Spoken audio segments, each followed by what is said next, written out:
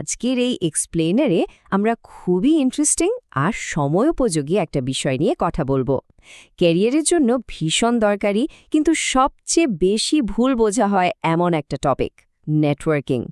চলুন পরিচিতি বাড়ানোর ব্যাপারে আমাদের যেসব প্রচলিত আর শেকেরি ধারণা আছে সেগুলো একেবারে ভেঙে ফেলি আর সোর্স মেটেরিয়াল ঘেটে দেখি আসলে সত্যিকারের নেটওয়ার্কিংয়ের আসল সিক্রেটটা কি। শুরুতেই একটা প্রশ্ন করি, নেটওয়ার্কিং মানেই কি ইভেন্টে গিয়ে গাদা গাদা বিজনেস কার্ড জমানো, নাকি ভিআইপিদের সাথে কোনো মতে একটা সেলফি তুলে ফেলা? অনেকেই কিন্তু ভাবেন বড় মাপের কোনো মানুষের সাথে একটা সেলফি ফ্রেমবন্দি করতে পারলেই বোধহয় কেরিয়ারের গ্রাফ সোজা উপরে উঠে যাবে।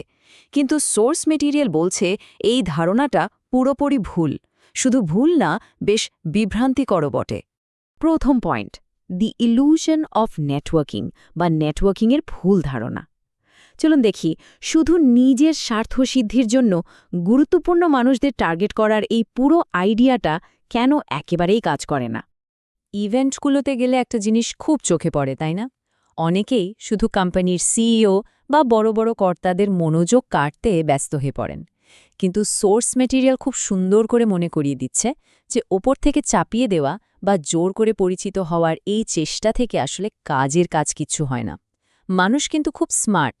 কে শুধু নিজের স্বার্থ উদ্ধারের জন্য কাছে ঘেঁষার চেষ্টা করছে, আর কে সত্যি একটা স্বাভাবিক, বিশ্বস্ত আর ন্যাচারাল কমিউনিটি গড়তে চাইছে, সেটা বুঝতে খুব বেশি সময় লাগে না। আর এখানেই আসে সবচেয়ে চমকপ্রদ বিষয়টা, সোর্স মেটেরিয়াল নেটওয়ার্কিংয়ের পুরো ধারণাকেই দারুণভাবে বদলে দিয়েছে।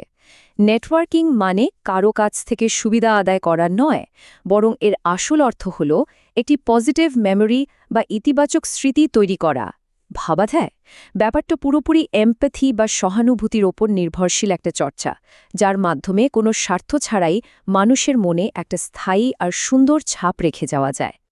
2 নম্বর point, empathy, the over rule. এই এমপ্যাথি বা সহানুভূতি প্র্যাকটিক্যালি কিভাবে কাজ করে সেটা সোর্স থেকে নেওয়া দারুণ একটা দৈনন্দিন উদাহরণ দিয়ে পরিষ্কার করা যাক।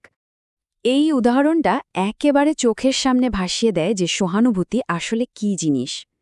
ধরুন একটা উবার ডাকা হলো। ড্রাইভারকে যদি ফোনে বলা হয় ম্যাপ দেখে চলে আসেন, সেটা কিন্তু চরম অলসতা আর এক ধরনের অবজ্ঞা প্রকাশ করে।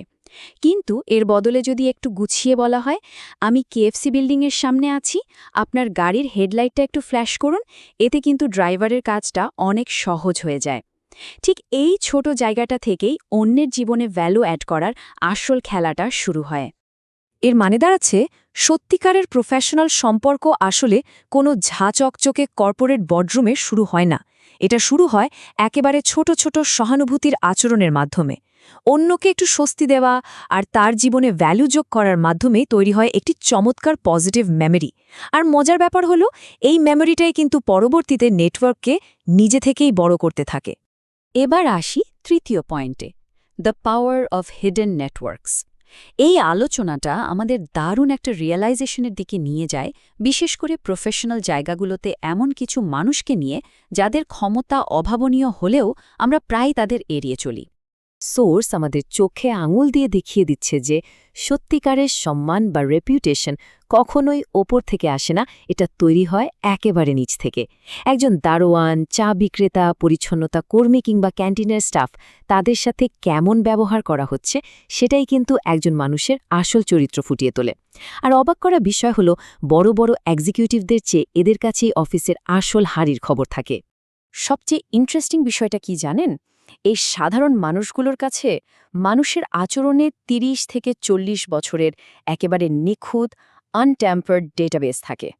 কে আসলে ভেতর থেকে ভালো মানুষ আর কে শুধু স্বার্থের জন্য ভালো সাজার ভান করছে, এই ডেটাগুলো তাদের চেয়ে নিখুঁতভাবে আর কেউ বলতে পারবে না।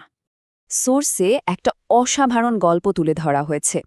একবার এক ছাত্র ভর্তি পরীক্ষার আগে কোথাও থাকার জায়গা না পেয়ে খুব বিপদে পড়েছিল।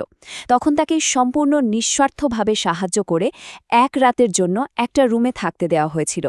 যিনি সাহায্য করেছিলেন তিনি হয়তো ঘটনাটা বেমালুম ভুলেই গিয়েছিলেন, কিন্তু ঠিক ১০ বছর পর সেই ছাত্রটি কিন্তু সেই উপকারের কথা ভোলেনি এবং পরবর্তীতে সে নিজেই অত্যন্ত গুরুত্বপূর্ণ একটা কানেকশন হয়ে দাঁড়ায়। নিঃস্বার্থ সাহায্যের ফলাফল যে দশকের পর দশক ধরে এভাবেই কম্পাউন্ড হয়ে ফিরে আসে, এটা তার একটা ক্লাসিক উদাহরণ।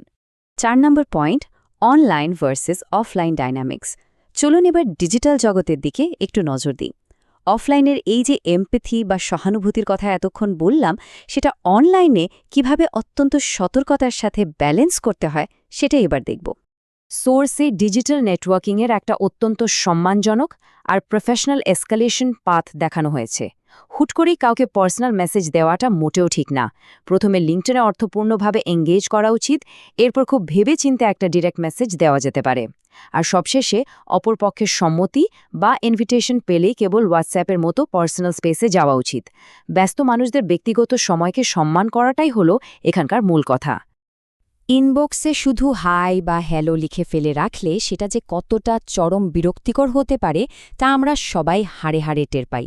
সোর্স খুব সুন্দর করে দেখাচ্ছে যে একজন এমপ্যাথেটিক নেটওয়ার্কার কখনোই এমন করেন না, বরং তিনি সবসময় সুনির্দিষ্ট, কংক্রিট এবং ভ্যালু ড্রিভেন একটা মেসেজ বা ভয়েস নোট পাঠান। এতে অপরপক্ষের মূল্যবান সময় বাঁচে এবং তিনিও খুব সহজে আর স্বাচ্ছন্দ্যে উত্তর দিতে পারেন। অনলাইন জগতের একটা ভয়াবহ দিক নিয়েও সোর্স আমাদের সতর্ক করেছে। সোশ্যাল মিডিয়ায় কাউকে ছোট করে বা আক্রমণ করে কোনো পাবলিক কমেন্ট করলে সেটা কিন্তু শুধু ওই দুজনের মধ্যেই সীমাবদ্ধ থাকে না।